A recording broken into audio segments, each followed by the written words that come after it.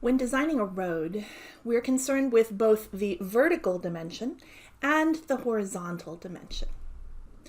The horizontal design of a road is more of what you'll see on a site plan, all right? And it includes the width or the cross section of that road, including the number of lanes, whether it's going to have a shoulder, all right? Are you going to add a bike lane? Is there a sidewalk, etc.? Right? And also the location or layout of that road. I mean, where does it go on the site plan? This includes the turning radius and some various clearances for the road. Right?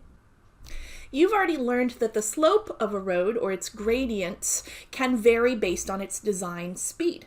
All right, faster cars, you want to give a more gentle slope. The street width also will vary based on the design speed. So we see a couple of different types of street here. A local residential street, might have a design speed of about 25 miles per hour, and therefore it will be narrower, all right? And the traffic lane itself will be narrower. The faster streets, right, and we're only going to a medium speed here, will have a wider right of way and also a wider traffic lane. So let's take a look at some different kinds of streets. And this is coming from, take a look down here, a design manual put out by the Pennsylvania Department of Transportation. Right, and it's in your module, so you can take a look. And they have categorized different, they call them roadway typologies. All right, so you can see across the top here, this axis goes from rural to more urban. And then in the vertical axis here, we go from regional to local. All right, so local would be only the local residents use that road.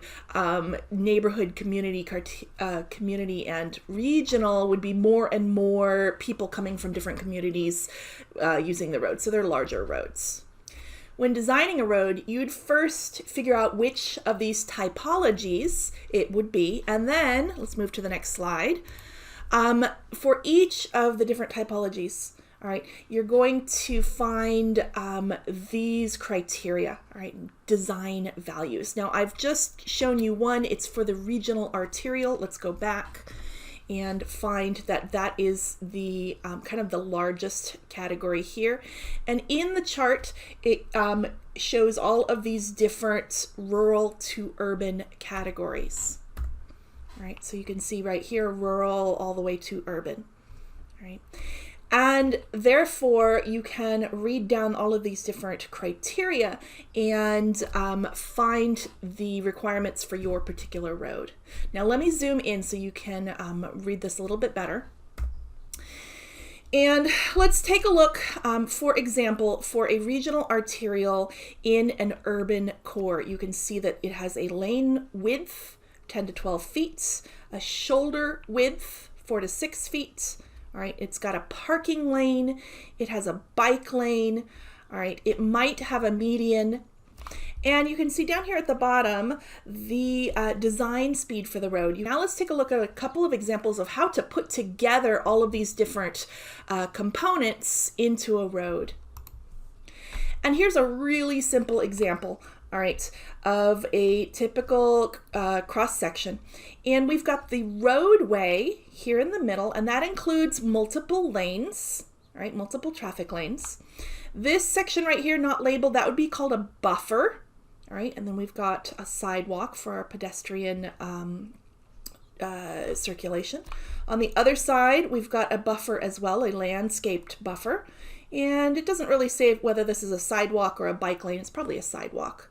All right, and the right-of-way right here is going to be the complete width of the road, including all of these different elements. Let's take a look at a couple more complicated examples. Here we have something from the Washington State Design Manual. The Pennsylvania one didn't have any pretty pictures, so we went for something else. And they've got a couple of example cross sections featuring bicycle facilities. So starting with example A here, all right, we've got 2 lanes and traffic lanes going one direction and 2 going the other, and they've got a median in the middle, all right, with ferries. And let's see, let's talk about this right-hand side. Here is a buffer. In this case, it's just a space with some protective bollards in between the vehicle lane and our bike lane.